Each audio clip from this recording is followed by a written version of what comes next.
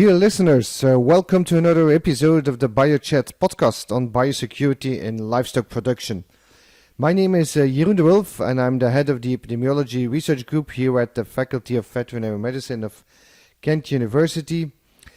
And in this series of BioChat podcasts, we have as guests key players in the poultry sector that will share with us their perspectives on the importance of biosecurity in poultry production. And of course, how can we achieve a good biosecurity? And in this series, we have today as our guest Dr. Nele Kakebeke. And Nele will talk to us about coaching towards better biosecurity in poultry production. A very warm welcome, Nele. Thank you, Jeroen, for the invitation. So maybe, Nele, before we get started, can you just shortly introduce yourself? Sure. So my name is Nele Kakebeke. I'm a veterinarian by training. I graduated at the Faculty of Veterinary Medicine in Ghent University, so in Belgium. But actually quite soon after graduation, I decided to do a PhD at the same faculty. So I started in 2017 on the PhD and I finished or defended my thesis last year, so in 2021. And in the meantime, I'm still working at the faculty as postdoctoral researcher, but actually the majority of my time goes to our brand new spin-off company, biocheck.ghent, where I'm the CEO, so I'm in charge of the majority of the task or the strategy of the company. Okay, very nice. We'll come back to your PhD in a minute because the topic is, of course, very relevant to our talk today. But you also mentioned the biocheck company. Can you tell us a little bit about what this company is about and what is the main goals of this company? So with BioCheck, which is a spin-off company of the university, so it's important to mention, we focus on biosecurity as the primary level of disease prevention in intensive livestock production. So actually in the past, with the group at the university, we built a tool to quantify biosecurity in an objective, scientific way, in a risk-based way, actually, with a lot of scientific background. And with that tool today, we want to give tailor-made advice to consultants, farmers, veterinarians, government, animal health organizations, whoever wants to improve the biosecurity situation in their region or farm or country. That's basically what we try to do with the company. Okay, very nice. And the BioCheck tool is something we've talked about in this BioChat podcast already. So it's nice to hear that there's also a company behind that governs all these activities. So maybe just come back to your thesis, because you said that you defended successfully your PhD last year. But could you mention the topic of the PhD? What was it about? Yeah, of course. So that's probably the reason why I'm invited today. The majority or the main topic of the PhD was coaching of both pig and poultry production, but my focus was majority on poultry, to coach them towards improved disease prevention and also ultimately towards a decreased antimicrobial usage. So that was the main topic. Okay, great. Indeed, that is perfectly fitting in today's episode, where we want to talk about this coaching. It's a more or less a buzzword, the coaching, and we hear a lot about coaching, but maybe it's good just to explain once more what you mean when you talk about coaching. What is the coaching towards better biosecurity? Well, in my perception of what the kind of definition that I use is that coaching is a way to gain insight into the why behind the people's decision. Why are farmers, in our case, doing what they do in their daily job? And actually, for me, coaching is a learner-driven process. So it's focusing on the person in front of you, which in our case is often the farmer.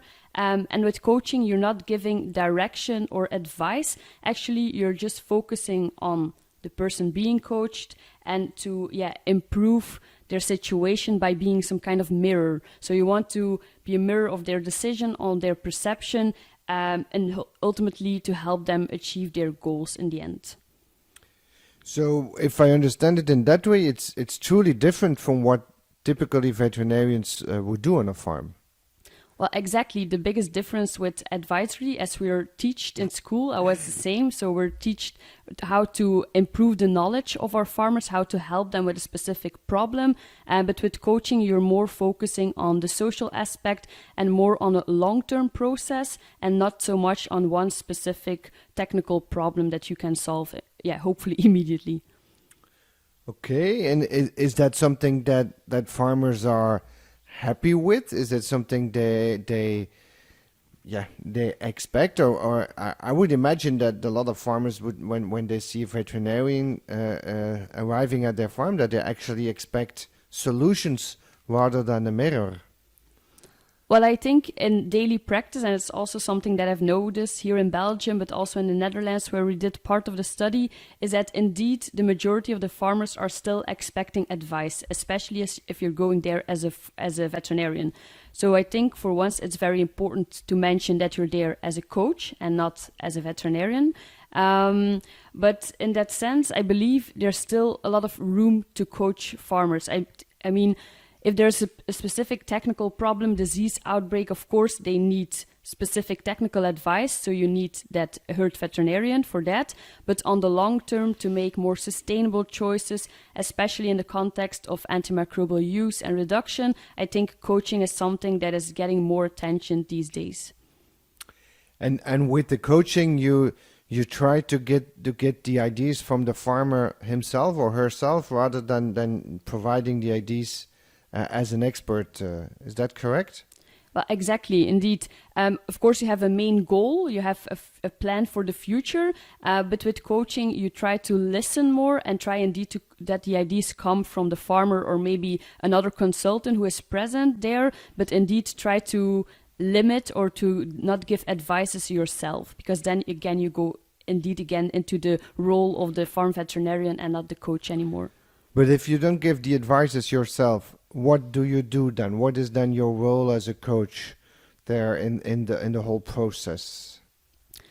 If it's indeed part of a bigger project or towards a more sustainable production, for example, as a coach, you want to be... Maybe, sorry to interrupt you, but in this scenario, it's we're trying to coach towards better biosecurity. So in that framework, what would be the role of the coach?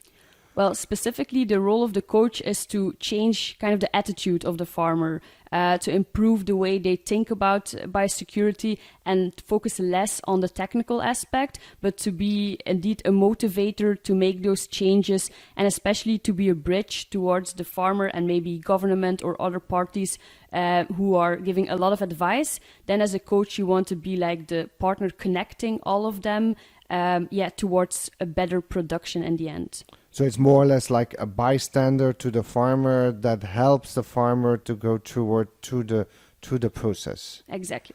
Okay, very good. So yeah, and it sounds a bit as a coach in sports actually, as what you do with the football team, for instance. Indeed, because as a coach, I'm hoping that your football player or whoever knowledge the sport and he or she knows how to perform well, but as a coach you're there to motivate them in a correct way and to keep them happy and to make sure that the end goal is never out of sight. Okay, if we keep this analogy with sports, sometimes you see that in football best coaches are not necessarily were in the past not necessarily the best football players, and just to make the link here with biosecurity, does it mean that if you are a coach on biosecurity that you also need to be an expert, or can you an expert on the technical side of biosecurity, I mean, or is it more other skills that you need? Well, if you're a coach on biosecurity, of course it helps if you know some or a lot of biosecurity, but indeed it's not necessarily the case. In coaching, you have to be more an expert in social skills, communication, and less on the technical part. But of course, it helps if you have both. Okay.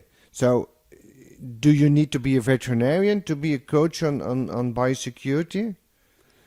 Well, not necessarily, but I do believe that veterinarians have the best basis to coach in general on veterinary problems, of course, or on biosecurity, but indeed other professions can do it as well, as long as the basis is there, and some people might need some more training in social skills, communication, and how to be an active listener, all these kind of things. Okay, interesting. The last part is because I think for many of our listeners, those components might be still a bit vague. The social skills and the communication, it's not necessarily where we as veterinarians have been trained in very much or do a lot of literature about. Can you explain that a little bit more? What is it that you need? How did you acquire those skills? Did you do some training for that, or?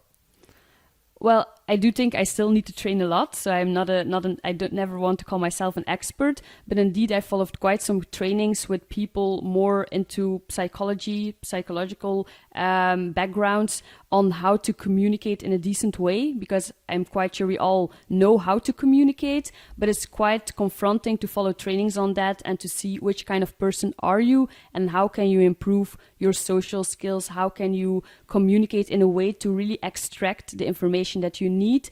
So indeed, a lot of trainings are out there. These days, it is more or less included in the training here in Belgium. Which specific training you're referring to? Well, now at Ghent University, our veterinary students receive communication trainings, communication courses, which was not the case when I was a student. So that's a great improvement in my opinion. But if you want to become a coach, I would advise everyone to follow more dedicated trainings towards indeed communication, how to be an active listener, how to indeed gain insights from people just by looking at their non-verbal interaction, their verbal interaction, everything like that. So things that we do on a natural basis, but to have more emphasis on that. Okay, nice. Yeah, I think would be very interesting probably for a lot of people coming on the farms to try to achieve a better impact with their advices and with their actions. So maybe just to come back to your doctoral thesis again. You told us that in the introduction that you did some coaching on farms. Can you tell a little bit about the results? What did you achieve? Was that a successful activity? Well, in my opinion, it was quite successful. So in detail, we followed up 60 farmers in total, 30 poultry, 30 pig farmers, and we followed them up for over 1 year. So that's also important to mention. And actually, in the majority of the farms, we could indeed improve the biosecurity level. Again, of course, it depends on the basis level as it was. So in some farms, we could greatly improve the situation. In other farms, that were more slight changes. But overall, we could improve the external biosecurity with 4% and the internal biosecurity with even 8%. So in my opinion, that's a very positive result. And with that, actually also the antimicrobial usage of those farms decreased. So it was a very nice result for us. Of course, the more you could improve, the better, but I was already quite happy with those results. Okay, you were happy, and how about the farmers? Were they happy? Well, I didn't mention that it was a voluntary project, so none of the farmers were obliged to do it. And from the feedback we received, actually it was quite positive. So at first the farmers were a bit reluctant because we asked a lot of their time to have talks with us for maybe a couple of hours to collect a lot of data. But in the end, a lot of the farmers really benefit from it. They said they could, they understand the benefits and the positive aspects of biosecurity much better, and that they really wanted to continue on that positive path. So it was very positive feedback. Okay, very nice. It's good to hear that also farmers enjoy this way of working and see the value of it. Just to make it a bit more practical in this guidance and this coaching of the farms. You mentioned these 60 farms. How did that process go? How frequently did you go to these farmers? How long took the whole actions? So how for the listeners that they have a bit more practical view on how it works? So we did not focus only on biosecurity, it was only part of the study. So we also looked into disease status, antimicrobial use, and so on.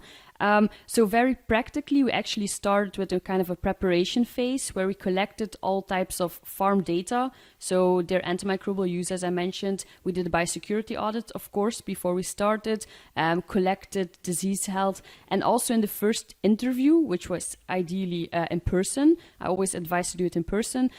We also tried to gain insights in what was the biggest problem of this farmer, what was he or she thinking that was going well on the farm, what could improve, and so on. So really a face-to-face interview discussing specific topics, but also more general, what their goal was for the future, and so on. And then after... Interesting. Sorry to interrupt. Interesting also to mention this goal for the future. I think it's a question that is not very frequently asked to farmers. Where do you see your farm within 5 years or within 10 years? Yeah, really good. Go on, please. And then, so around 1 month later, we have analyzed all the data. We would go back to discuss the results. We would mention, kind of a summary, what we discussed, what could be improved by security-wise then, if we're focusing on that. And after that meeting, the idea was to have a short list of action points. Again, focusing on coaching. So the idea was not to give them a list and we would say, well, you should focus on this or that, or to let them choose between a list of 5 or maybe 10 action points. No, the idea was to discuss what we found and then really to ask the farmer, what do you think? Where can we improve?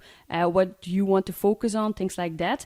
So in the end of that second visit, we would have a short list of action points, which we both, or maybe if the farm veterinarian and our consultant was present, which we could agree on. I always advise to put it on paper or on email to make it concrete and clear. And then for the project, we let around a period of 6 months in between before doing a follow-up. And then there was again a third or a second follow-up, depending how you explain it, 6 months later. So in total, the entire project was covering more or less 13 months.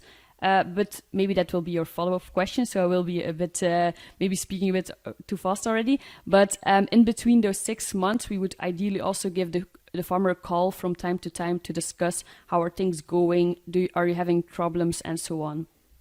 Okay, very nice.